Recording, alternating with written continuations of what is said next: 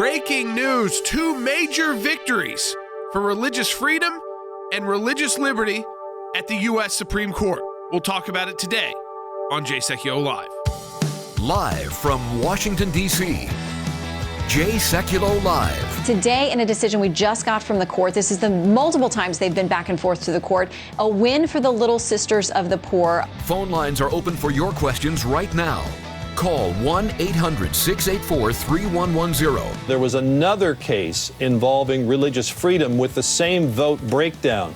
In that case, the Supreme Court said that religious schools who employ teachers are exempt from the normal rules, the civil protections, the laws that protect employees from job discrimination, that those rules don't apply to teachers in religious schools. And now, your host, Jordan Sekulow. 2 major victories for religious liberty and for religious freedom at the U.S. Supreme Court today. Both cases 7-2. Both with the same makeup of justices. So you've got, again, 2 different authors and the opinions in these cases. So the first one to come out this morning was the Our Lady of Guadalupe School versus Agnes Morrissey, and then also combined with St. James School versus Daniel Beale. This was written by Justice Alito, 7-2. So the conservative justices of the Supreme Court joined by Justices Kagan and Breyer. Same makeup, by the way, in the case, the Little Sisters of the Poor, 7-2. Justice Thomas writing the opinion, Kagan and Breyer joining the conservatives. Let's start off with Our Lady of Guadalupe School. This is another case very similar. Remember Hosanna Tabor. That was a case about, do religious schools fall under the ministerial exception? That means that they decide who to hire and fire. And if they believe that someone does not share the faith or the principles that the school, the ideology of the school, that they can be fired and not face potential civil rights claims in court, that someone can't even take them to court to make that claim. Well, that was 9-0 back in that case. This case expands Hosanna Tabor, actually, out to even more individuals who work for the school, and the court, not in a unanimous decision, but pretty close, 7-2, saying, yes, the ministerial exception still applies. Yeah, that's 100% correct. Look, this is a big win for religious liberty. I want to be clear. First of all, you have a supermajority of the court, 7-2. That's a good sign in 2 religious freedom cases that you have liberal members of the court siding with conservatives, specifically Justice Breyer and Justice Kagan. Justice Breyer on religious liberty has been off. He's issued cases involving 10 Commandment displays, determining them to be constitutional in context.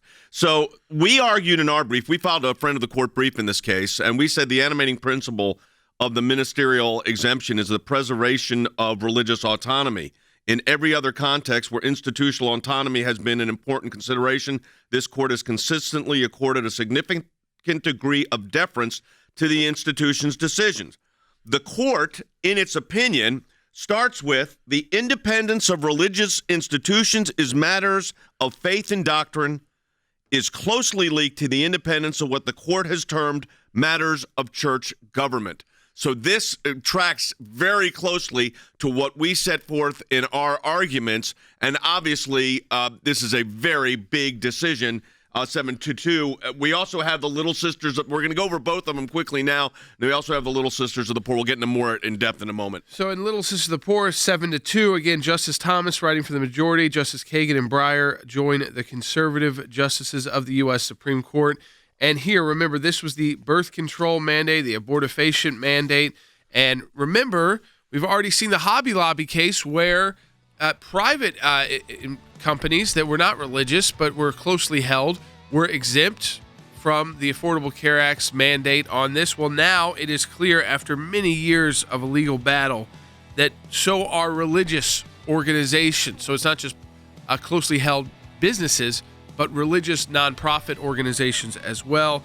And the holding there, we hold the departments had the authority, that was the U.S. government, to provide moral and religious exemptions from the regulatory contraceptive requirements for employers with religious and conscientious objections. So a big win there for the Little Sisters of the Poor, and a big win for religious schools as well. We'll take your calls, 1-800-684-3110. Our petition to stop the banning of singing in churches. Now over 120,000 of you have signed that petition at ACLJ.org. Welcome back to Jay Sekulow Live. This is Jordan Sekulow. If you want to talk to us on air, 1-800-684-3110. What do these two big victories for religious freedom and religious liberty out of the Supreme Court talking about? They're on different topics. One is being exempt from those mandates in the Affordable Care Act that violated the religious conscience of Little Sisters of the Poor and other groups, by the way. And we'll talk about that in just a minute with Frank Mannion from the American Center for Law and Justice. And then in the second case, an expansion of Hosanna Tabor, the case that says that really religious private schools have autonomy and they do not face the same kind of threat of potential lawsuits from employees who are fired, especially these civil rights lawsuits when the employees are fired because of religious reasons and they don't share the same principles or religious beliefs of the school, that the school is allowed to operate as a religious school. I mean, it's pretty. It makes a lot of sense. But this case actually expanded on the Hosanna Tabor case to the staff that would be that this would apply to. So it's a big win for private religious schools and religious liberty there, and also other religious organizations. By the way, not just schools, but other religious organizations. And then at Little Sisters of the Poor, same thing. It goes to the issue of the contraceptive mandate and the exemption there, and the objection to that being constitutional now. That case, finally this long legal battle with Little Sisters of the Poor. But it goes to those bigger issues, too, of religious objection, conscientious objection as well. And you have the Supreme Court strongly holding 7-2 there. And Frank Mannion is joining us now. And, Dad, I know it's important to point out, and Frank wanted to point out, that in the Little Sisters case, too, ACLJ, we did more than just file comments. And here's our amicus brief right here. I'm holding it in my hand for those watching on Facebook and Periscope. But we had filed and litigated at least 8 separate lawsuits on the moral exemption to the abortifacient and contraception mandate. 8 cases in federal court. 8 cases we've handled at the ACLJ. Yes. We also filed the very first challenge to the mandate on behalf of O'Brien Industrial Holdings of St. Louis. We argued these cases in 3 different courts of appeal, the 7th Circuit, the 8th Circuit, and D.C. Circuit, crafted and honed in litigation virtually all of the arguments that the court uses today, in their opinion, to underpin its decision. Frank Mannion is joining us now. And Frank, as you let us know, this is not just a vindication for Little Sisters of the Poor, but also for all those religious and moral objectors who have been fighting this battle for years. That's right, Jordan. And this is just such a great day for religious liberty. I mean, we've had our bad days lately at the court, but today's a good day, and it's a day worth celebrating. And it isn't just the Little Sisters. You're right. I mean, as you just pointed out, the ACLJ filed the first case challenging this mandate on behalf of a company in St. Louis, and we filed 7 others in federal court on behalf of 32 individuals. We had others that wanted to sue, and we kind of said, well, let's just wait and see what the court does. It's important, I think, to point out the bigotry involved here. The objectors won in the Hobby Lobby case for for-profit company. We won that decision. But the Little Sisters, along with other religious institutions, also won in the Zubik case. So what happened was the principle had been accepted by the Supreme Court in both of those cases.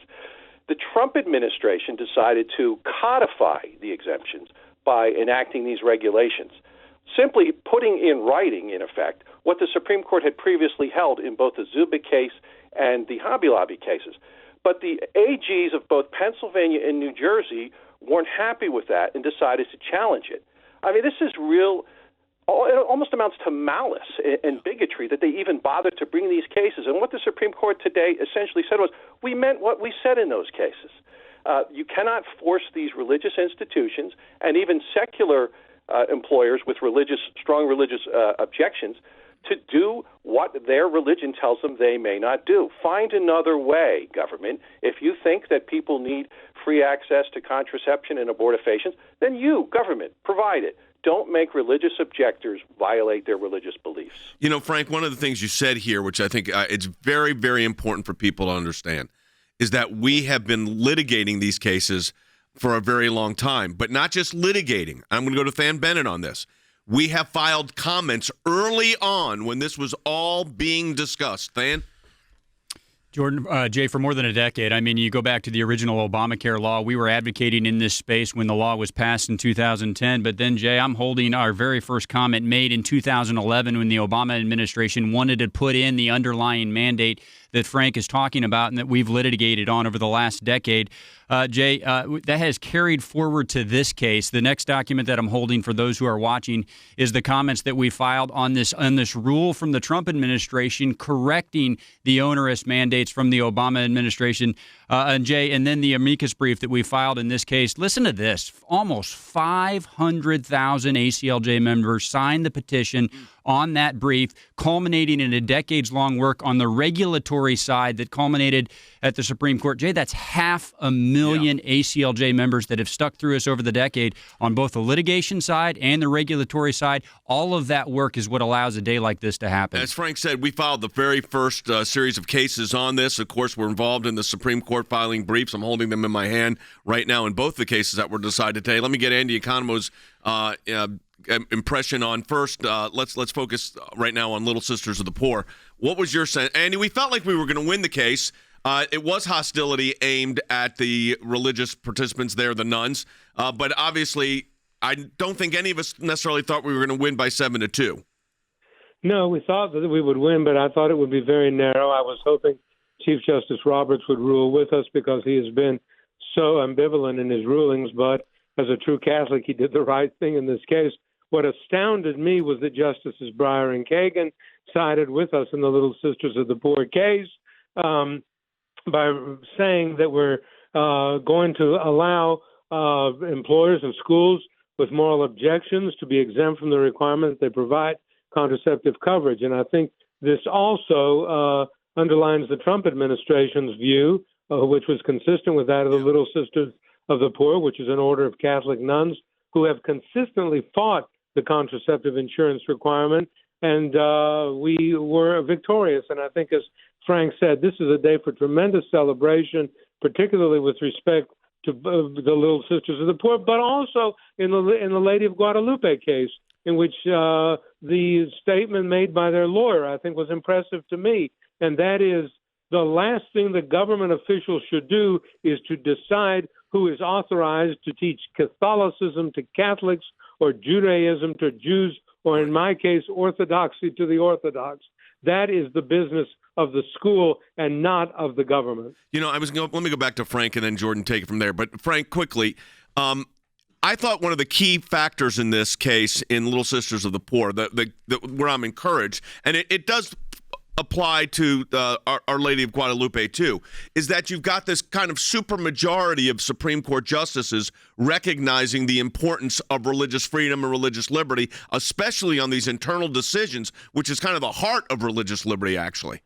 You're right, Jay. And, I'm very encouraged by the fact that we got Breyer and Kagan in both of these cases, because going forward, we're going to be litigating issues like this down the road. And it's good to know that they can keep an open mind and not just march in lockstep with their liberal colleagues on these issues. People want to talk about separation of church and state. Well, here it is.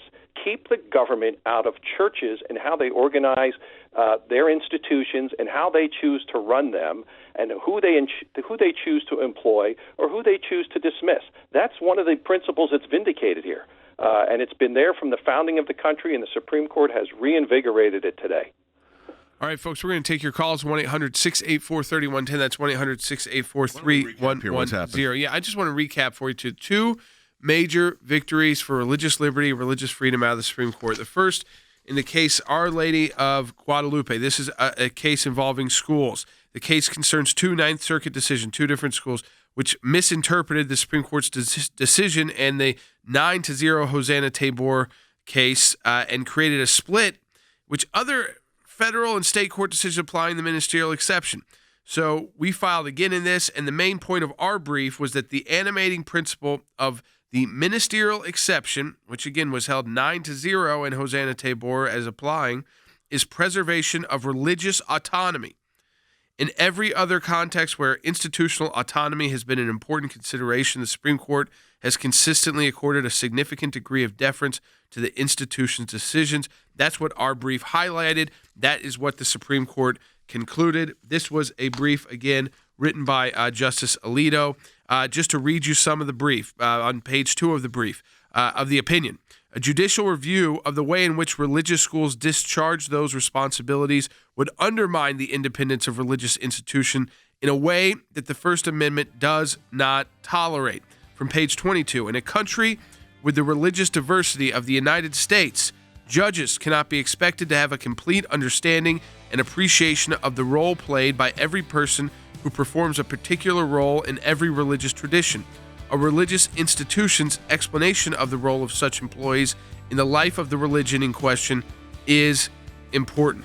I want you to understand now, folks, this idea of religious autonomy and ministerial exception has been expanded by the U.S. Supreme Court, and the Little Sisters of the Poor, the codification of the exemption from those abortifacients and contraception, has also been approved, if you will, by the U.S. Supreme Court 7-2. These are big victories for religious liberty. When we come back, we'll talk about how does this tie into the case we're about to file on singing in church.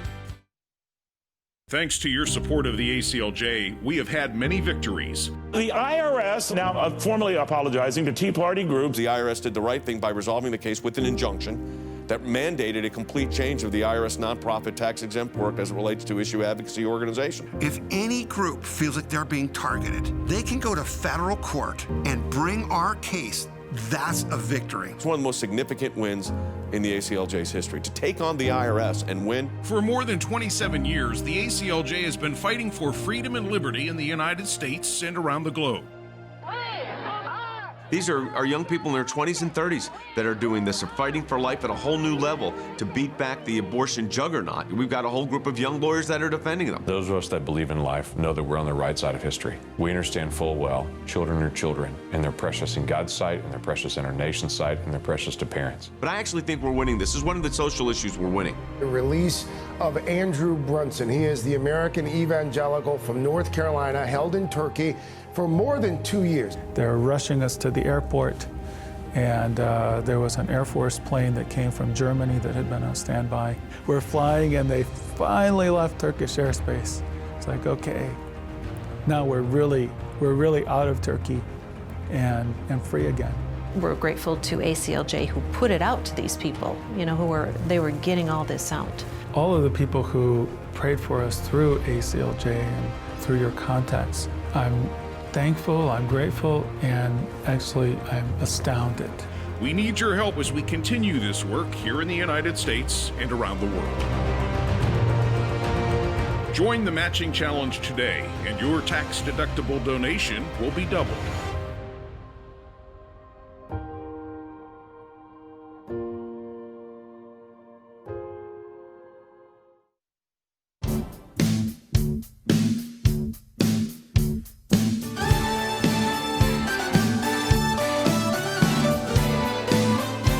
Jay Sekulow Live. We are taking your phone calls, 1-800-684-3110. That's 1-800-684-3110. I think it's important to tie this into as well what we're working on out of California, this ban on singing in churches, as California mandated and said that churches must cease any singing or chanting in churches, and we are preparing that lawsuit as we speak. We're adding more and more clients to that lawsuit, so likely that will be filed tomorrow or Friday, as we are adding clients and adding different denominations, different religious groups, different religious traditions to that lawsuit. Why do these cases play an important role? Well, look at how the court has given this broad autonomy to religious organizations, both, one, to be exempt when they claim that something violates their conscience, and two, to have a special exception to even the civil rights laws in the United States on employment when it involves a ministerial exception, that they have these decision makings. Why do they get treated differently?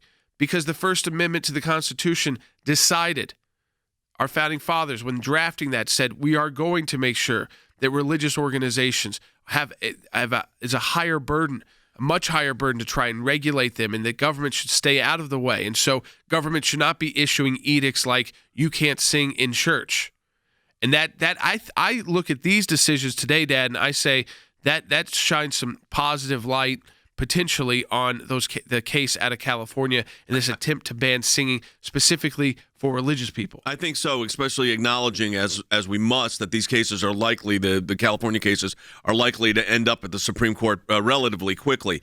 There is a quote in the Our Lady of Guadalupe case. That was where the school was not going to hire teachers or rehire teachers that did not fulfill the faith commitments of those particular religious institution. And it says this: although these teachers were not given the title of minister and have less religious training than the teacher in Hosanna Tabor, an earlier case involving ministerial exemptions, we hold that their case falls within the same rule that dictated our decision in Hosanna Tabor. The religious education and formation of students is the very reason for the existence of most private religious schools, and therefore the selection and supervision of teachers upon whom the schools rely to do this work lie at the core of their mission. Frank, this sets up the fact, and my goodness, we've been arguing this for 35 years, that, and we finally got a decision now to say it, that it really does mean that religious institutions determine the people that work within those institutions, especially those impacting the mission of the organization. Absolutely, Jay. I think what we're dealing with here is that the secularist juggernaut devalues religion. It does not understand the value of religion. It doesn't understand the value of religion for religious people today, and it certainly devalues the importance of religion for those who founded the country. The whole framework of the country is largely, based on a recognition that religion is extremely valuable, is extremely important, is of paramount importance. It's in the First Amendment. There's a reason it's in the First Amendment, and yet they don't want to accept that value in today's society. And I think going forward, these decisions are a very good harbinger of what's to come. Jordan talks about the singing in church issue. I'll bet Justice Alito can't wait to get that case. When you have a regulation that targets a religious practice while at the same time allowing similar exemptions for secular practices, that's a no-brainer at the Supreme Court, and it's at least a 7-2 decision after what we've seen today. Well, Andy, that's certainly the hope in these cases. But let's talk a little bit about we've got the two decisions from the Supreme. By the way, talking about decisions, we are going to get two more decisions tomorrow. Pretty big day.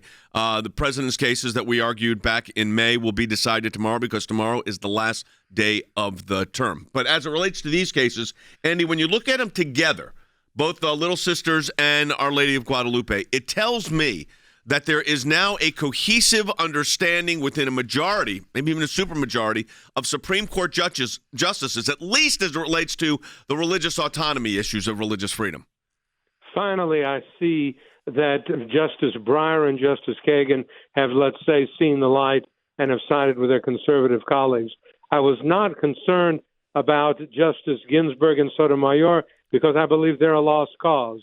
They're going to rule the way that they rule in their liberal secularist viewpoints, no matter what happens. But at least Justice Breyer and Justice Kagan realize, it seems to me, the importance of the autonomy of religion and the significance that it plays in this secular world. It is a carve-out of the spirituality that is part of the nation. Like it or not, deny our history, tear down our statues, do all the things that you want to do. You cannot deny, as Frank said, that there is a reason that religion was put in the First Amendment to the Constitution. That was the founding principle upon which the people who came from Europe to found this country were seeking to establish, and that should be untouchable by the civil government. And these decisions point to that, and they augur well for the future, Jay, of our cases that we are filing regarding singing and chanting in schools, and I think that those outcomes are going to be just as satisfying and victorious for us as these two today. And understand also, I'm going to go to Fan on this and then Jordan too, that we've been litigating these issues. I mean, you talk about not only litigating, we've been involved in these issues for decades. I mean, even as it relates to the Little Sisters of the Poor, before there was litigation, the ACLJ raised the concern back in 2010, a decade ago, that there was serious problems here affecting religious institutions, Stan. Yeah, even when Obamacare was being debated on the floor of the House, this is one of the alarm bells that we raised, Jay, that if there was not statutory protections put in for religious entities, that this is exactly the path we would go down.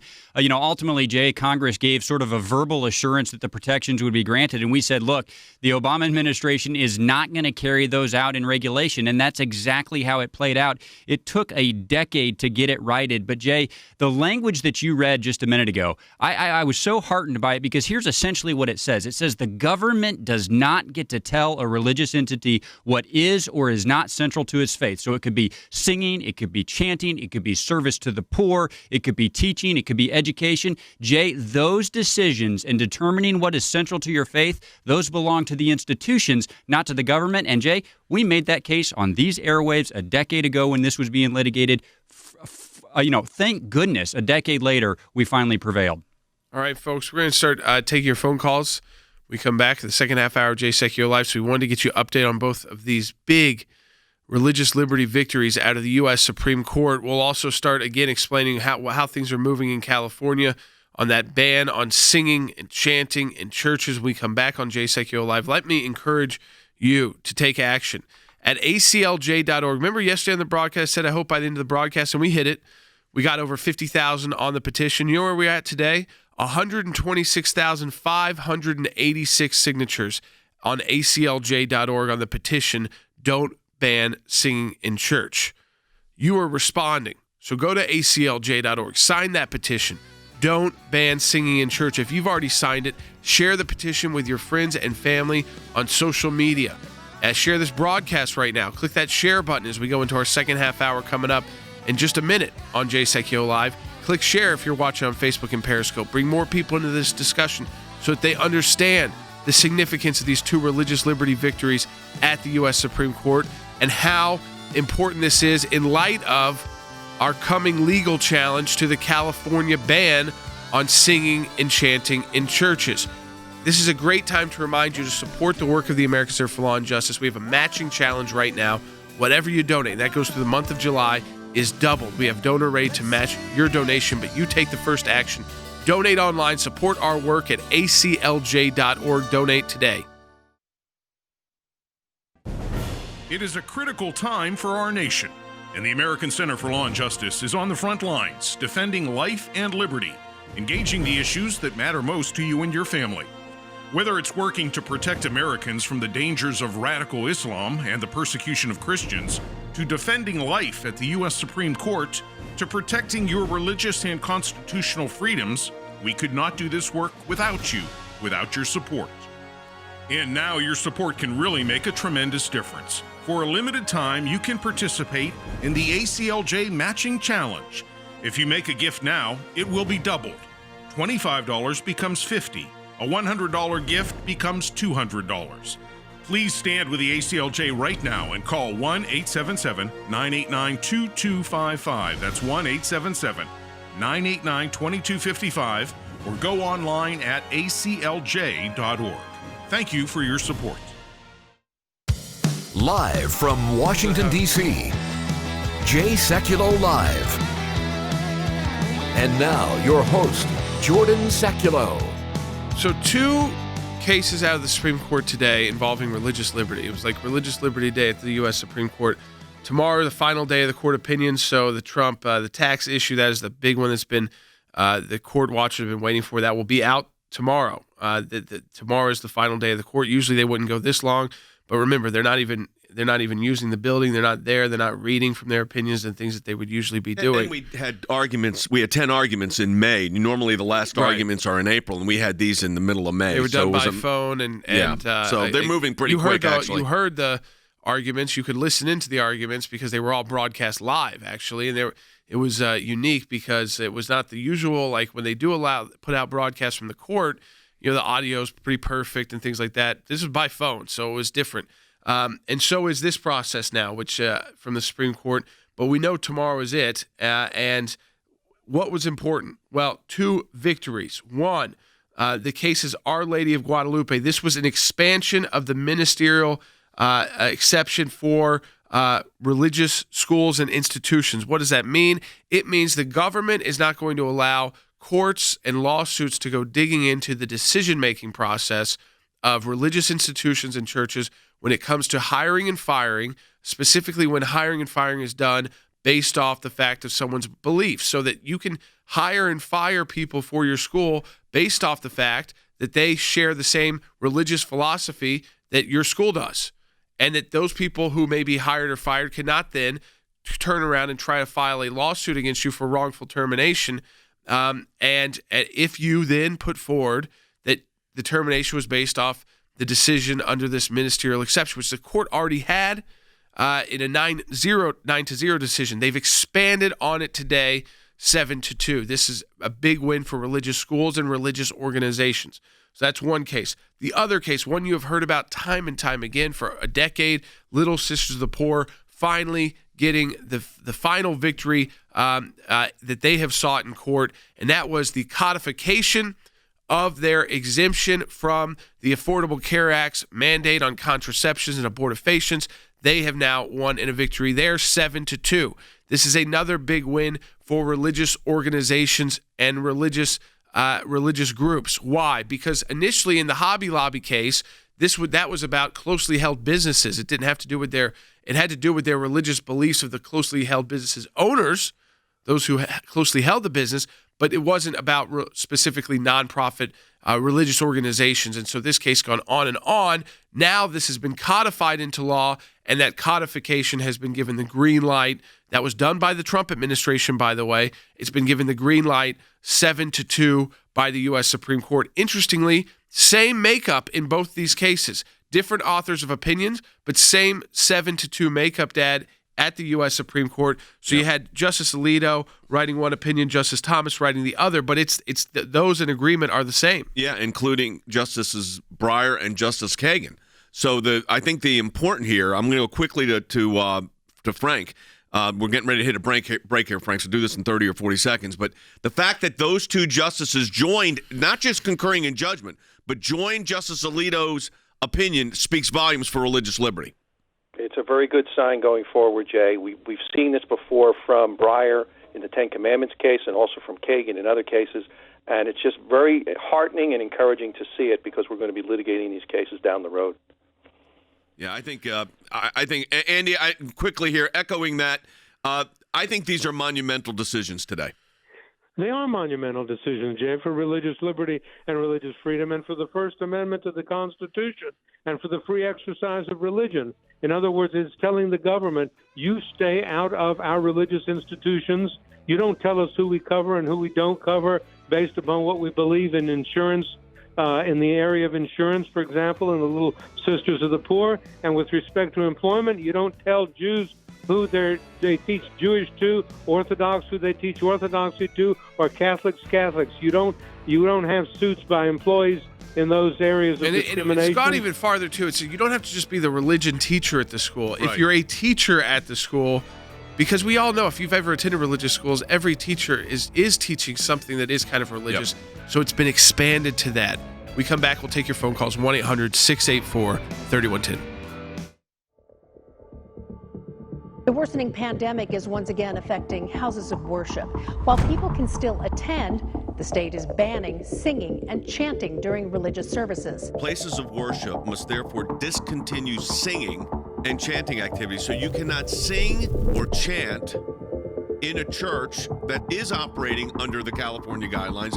They have banned singing in church or chanting, and chanting is part of the liturgy. Department of Public Health there said the move was due to, quote, an increased likelihood for transmission of COVID-19. And yet, even with the restrictions on how many people can attend, this new mandate is an affront to our constitutionally protected rights of religious liberty, and it's also an affront to the free exercise of religion. They criticize us as being spreaders of the disease, and yet they say nothing about thousands of protesters in the streets, packed like sardines together, yelling at the top of their lungs. You can walk down a grocery store aisle, but you can't walk down the aisle of a church. These unconstitutional mandates for churches to stop singing, happening in California and across the country. It just would not feel the same if we were simply reading the entire sermon. It's not just the preaching or the prayer or the coming together, but being able to lift our voices, as the Bible says, is unto the Lord. California may be the most extreme, but it's happening everywhere. It has to be unconstitutional.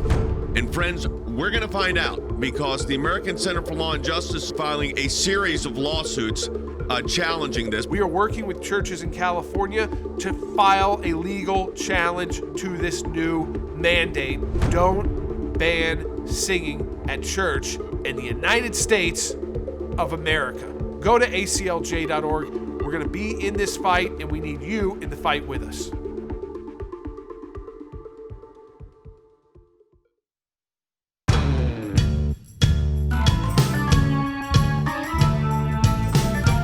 Welcome back to Jay Sekulow Live. This is Jordan Sekulow. I think to explain, Pete Williams talked about it this way too on the ministerial exception. I think this applies to a lot of you folks. If your kids attend any kind of religious schooling whatsoever, those schools have just been given that much more autonomy to decide how to make the decisions they want based off their faith. And that's a good thing for all of you who have students in religious schools or may in the future have students in religious schools, because it takes that threat of lawsuits away from schools which are nonprofit and rely mostly on donations and those who attend, the cost of attendance to be able to fund the school. But Pete Williams explained it this way. How does this different from the case that came out with the ministerial exception, Hosanna Tabor, years ago, that was 9-0? Here's the difference. Byte 24. The court ruled a couple of years ago that if teachers, in essence, provide a ministerial mission, that is to say they're passing along the faith to their students, then that exception applies. This broadens it out just a little bit to say that even if they don't strictly teach just religious dogma, they're also covered by the same exception. They cannot sue for discrimination. And I think that everybody who's attended a religious school or everybody who has students attending a religious school understands that it doesn't matter if you're the math teacher, that you also are involved in the religious instruction of the school. Maybe not as much as the teacher who is focused on the Bible class or at a Jewish school, something else. And maybe some schools are different. Maybe some schools don't mind. And there are some that don't mind whether the specific teachers share the same faith because of what they're teaching. But others do. And certainly it doesn't really matter what subject they're teaching. It doesn't even matter if they're the PE coach, that religion comes into their role. And so if the school wants to make that kind of decision and have a school like that, what the Supreme Court has said is they can, and that they don't have to be burdened by lawsuits. So one of the things, Frank, that I like about this opinion, at least the way, and just an initial quick read here, is it, I think, builds a hedge of protection around, looking at the Our Lady of Guadalupe case, it builds a hedge of protection around the religious schools or religious institutions in defining who, in fact, are those individuals that would be qualifying for the exemption. In other words, it lets the religious institution set forth these people are part of the propagation of the faith here. And that could be very broad.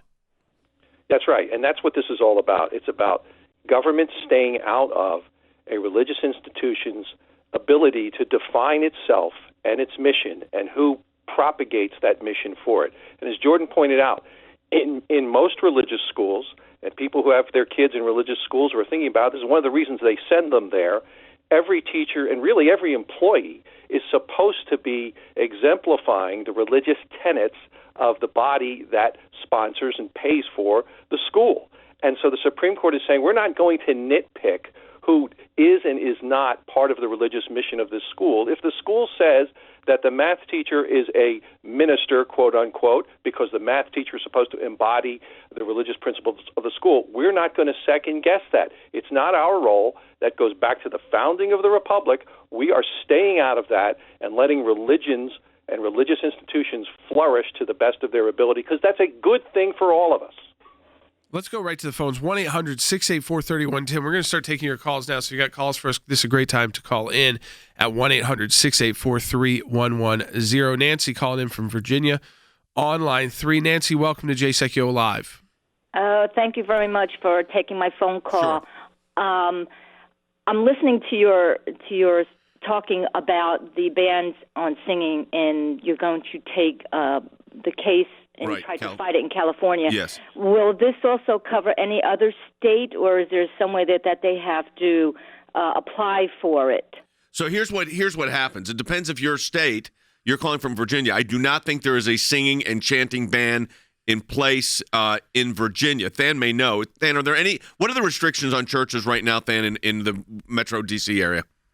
Yeah, I don't believe anything that specific, Jay. Yeah. In Washington, D.C., there's still a limit based on the volume attending. I know there's something similar in Virginia, but I don't think they get down to the specific practices, which is obviously an important distinction. Yeah, and I think based on these cases, by the way, I think they'd be hard-pressed to do it. But, so, Nancy, if the case gets decided in the district court and then in California, which it will be in Los Angeles area, and then is appealed to the Ninth Circuit, it would bind the Ninth Circuit.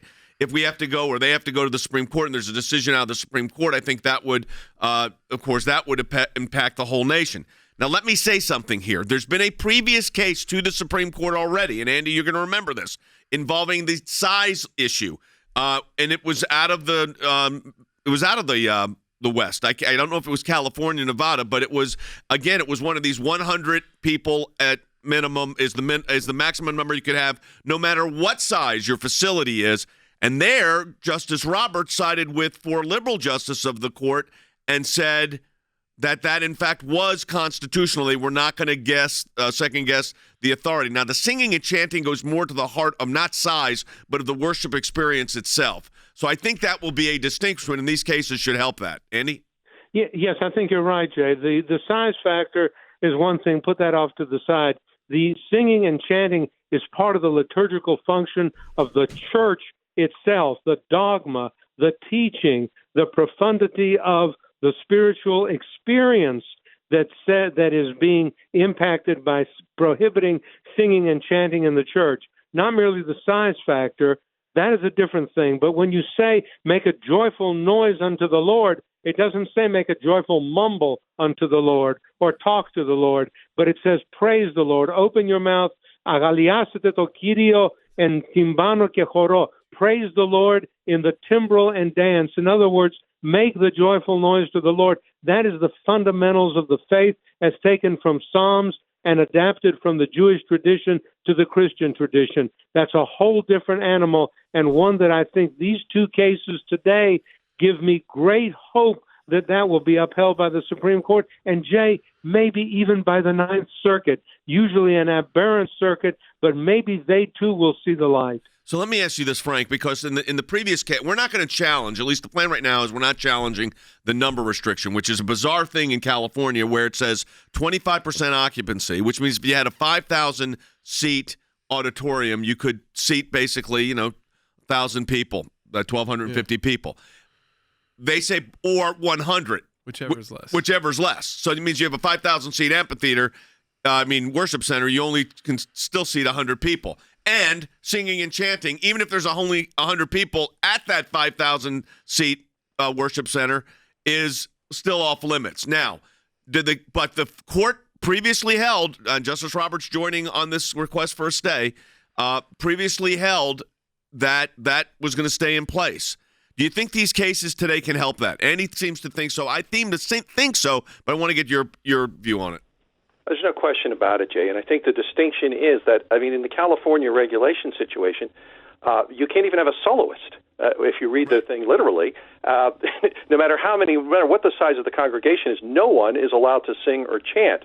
And that same type of narrow restriction doesn't apply to similar secular activities. And that's the thing that I think will get the attention of the Supreme Court, particularly Justice Alito, who from the time he was on the Third Circuit, actually from the time he was in the district court in Newark, New Jersey, this has been one of his specialized areas, this secular exemptions and banning religious practices or uses.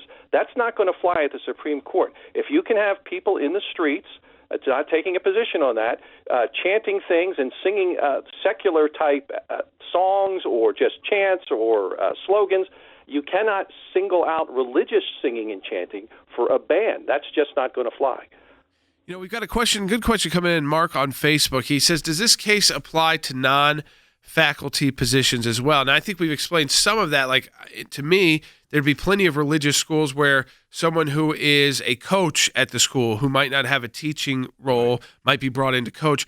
would need to be someone who shared the same views, that shared the same ideology of the school, because they would have an important role in crafting those students, especially as they are involved in athletics and representing the school. Yeah. You could also see how those assisting school administrators would also potentially, if the school so decided, so the secretaries and executive assistants to the headmaster, to the principals, that those individuals too, you could see how down the line there may be a point where no, they don't play a role, but certainly it's bigger than just faculty. I was certainly bigger than just faculty. And I'm trying to think, most of the religious schools, Catholic schools, the Protestant schools, the Jewish schools, everybody involved in the school is, in a sense, a representative of not only the institution, but the religious affiliation, Frank, of that institution.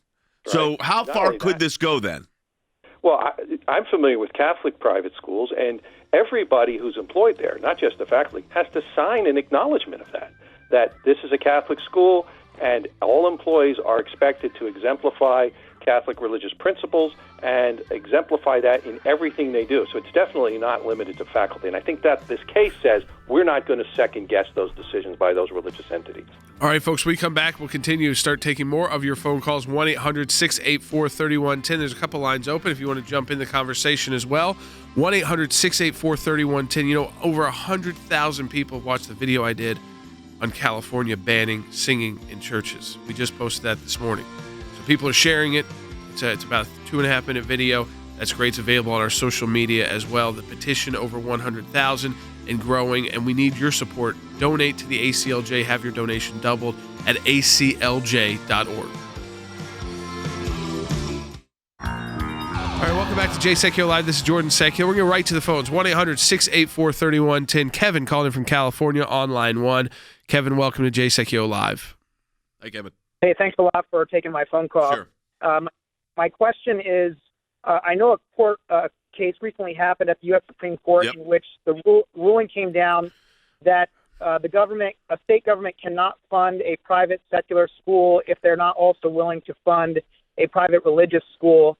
And I'm just wondering what the ramifications of that are in California, where we have private things like charter schools and other schools that aren't public schools. What does that mean for us? So what the statute that was in play in the previous case, which was another great religious liberty decision, frankly, a really positive decision, was this: if you are providing a set of funding, this was vouchers or something like that to parents, some kind of school choice, a school choice option, or where you're going to contribute a certain amount of money for a school choice option, and you include private schools, you cannot exclude the religious schools. And that's been something, by the way, at the ACLJ we've been advocating for 35 or 40 years, and we actually have a campaign on that right now because school choice is a civil right. And if you want to impact minority communities that are struggling, education is the best way to do it. So that was another just great decision.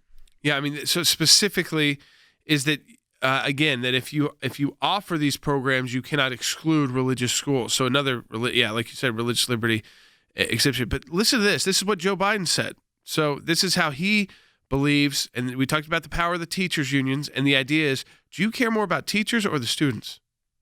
You're going to have to make that decision in America. Who do we care more about? Teachers getting higher salaries and more union protections and more tenure protections, so they can't be fired even if they're bad teachers, or the students who aren't getting improved test scores, who are continuing to have no future. I think we choose the students over the teacher. Sorry, teacher. But that's who you're supposed to be choosing, right? Not Joe Biden. Take a listen. This is back in March, Bite 30. No privately funded charter school would receive, or private charter school receive, a penny of federal money. None.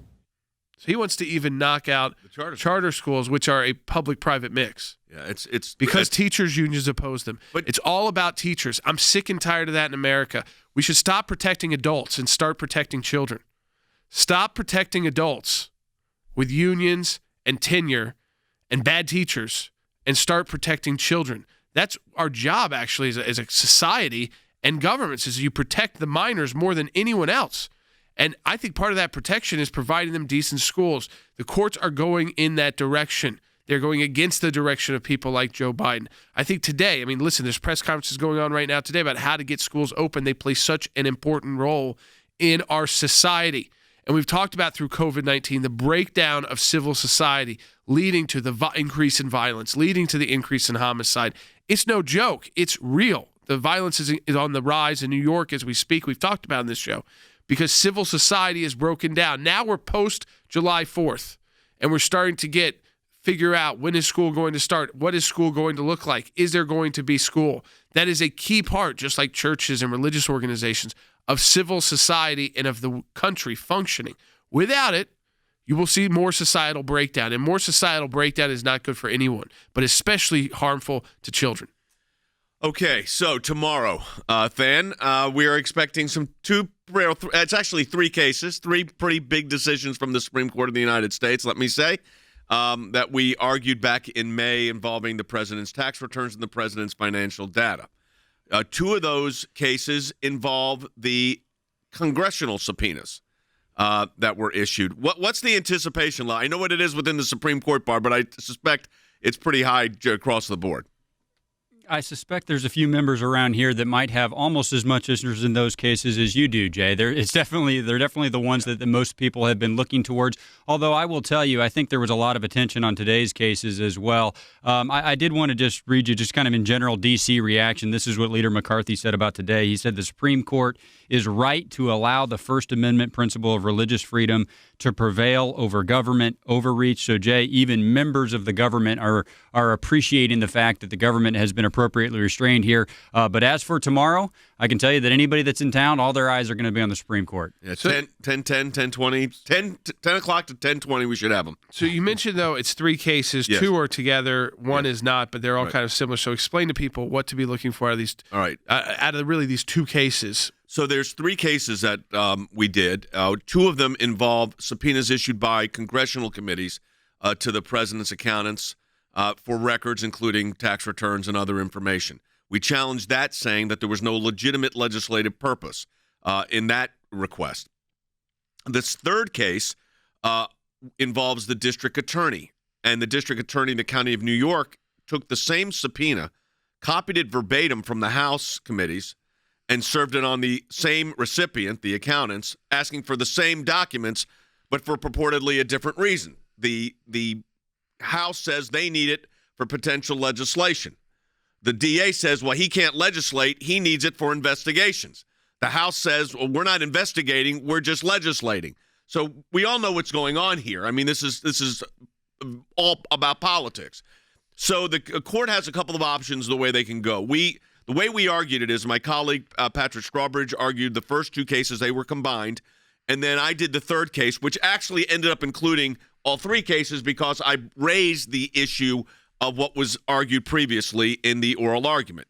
So there's three ways it could go. Number one, they could just say these subpoenas are not valid, period, throw them out, done.